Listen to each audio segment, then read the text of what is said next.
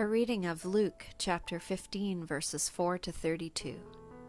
Which one of you, having 100 sheep and losing one of them, does not leave the 99 in the wilderness and go after the one that is lost until he finds it? When he has found it, he lays it on his shoulders and rejoices. And when he comes home, he calls together his friends and his neighbors, saying to them, "Rejoice with me, for I have found my sheep that was lost."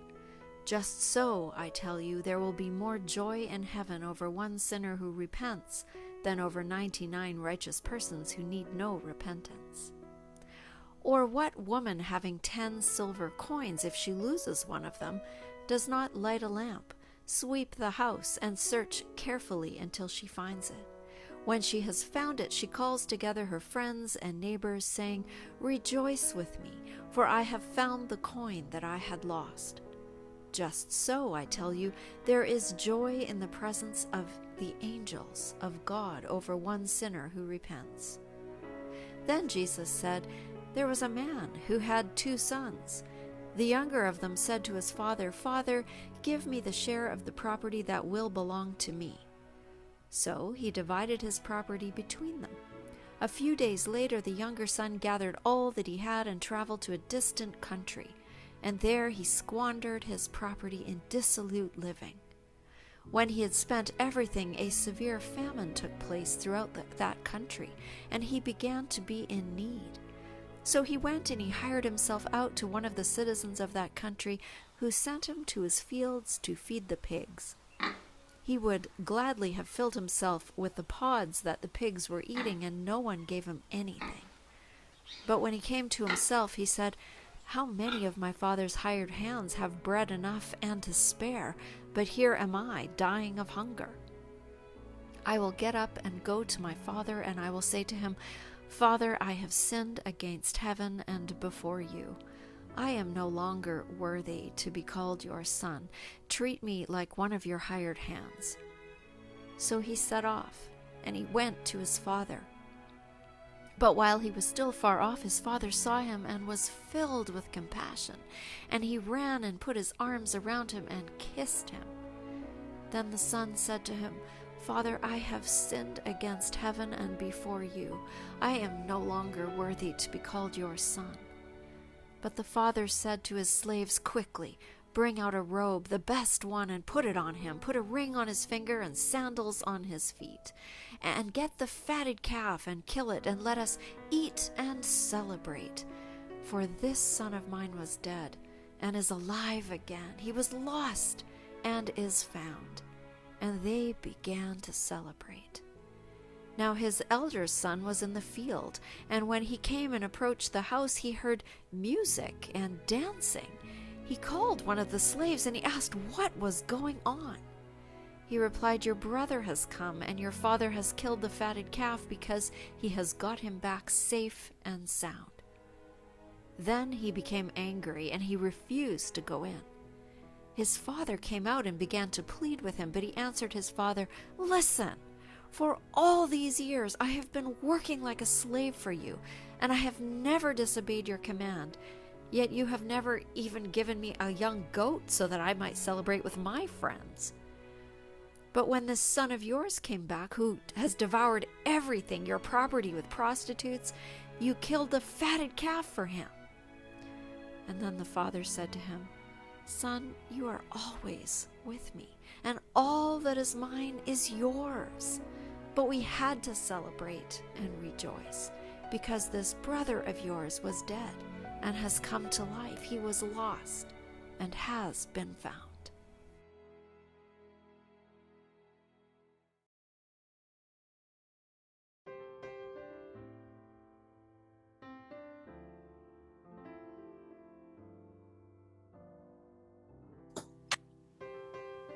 There, look, I did it. All right. So, welcome, Reverend Al. We are here together to talk about lost things. So I'm wondering, I've just shared the story with you. What are your thoughts about lost things?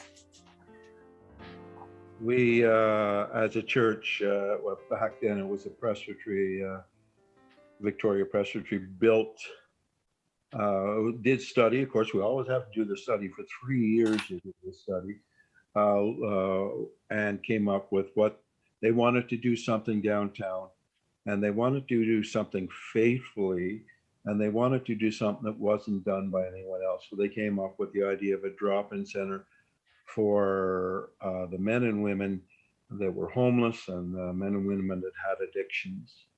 So we built that place, and then years passed, and I came along, and we built our place, bigger place, more washrooms, more showers. I understand, there's feeding like 2,000 people a day. Could you imagine that? The church, wow, pretty good. But we also barred people because of their actions and to keep us a safety. And when I reached 65, I wanted to. God was calling me to reach out to. God was calling me before that to reach out to these very people, the hardest, the most difficult, the most lonely, the most hurting, to be with them, because the church wasn't. So I just wanted to be. I started the Dandelion Society. I wanted to be present with the lost, to sit on the sidewalk, not do anything, and listen to their faith story. And it's often a faith story. And in listening to their story, my story grows. So my faith, my teachers, my professors are not from the university, but from the street itself. And that's what I think was lost when. But when you go back to the open door times, though, we were closer. We knew everybody's name. So you will also lose that when we move into our place situation. So there's a gain and a loss in both sides there. Mm-hmm. Can you remember a story of someone who felt particularly lost and found in your experience? So many. And the being found isn't an end, because they could be lost again in a couple of days. But so many times I've stopped and I picked up somebody off the street and I load them in the van, and they're there all day. God knows how to sleep, but they sleep all day, and I'm driving around, they're falling off of it. And then at the end of the day, I always take them to NWD and Atlanta Top. And it's at those moments, no one else cared and you stopped. I didn't know where I was going, what I was going to do, and you stopped and you're feeding me. And it's little things, Beth. It's not the gigantic things that the stories I tell. And you guy, you want to tell a story about the girl you took to the hospital because she was beaten badly by her man, needed plastic surgery, lose touch of her. 5 years later, calls and says, "If I'm okay, I'm living in Kelowna, I have 2 children now, I'm happy. You saved my life. Thank you." Well, that's always good to hear. That's not the majority, and I just want to say that the majority are the earlier stories when you just take yourself and sit by someone and listen. It's hard for clergy to listen, I found. We talk so much, but to really listen, is a skill, and it helps us find the lost in really listening. And it helps me find my own loss in really listening. Yeah, I think it's very interesting that you've identified that as you listen to people and you hear their stories, you make your own connection with your own story, and that both people who are lost become found in those moments. I don't know, you probably know, Beth, but the collar that we wear, I've never worn one. The collar that the clergy wear is a symbol of an ox pulling the weight of the community.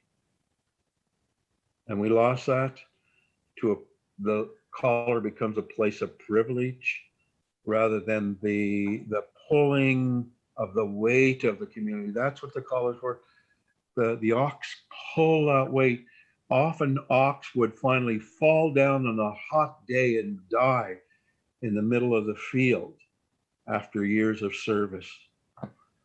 So, you know, it's finding those lost moments, I think, in the church of what we're really about that helps understand our own loss and maybe will help somebody understand their loss.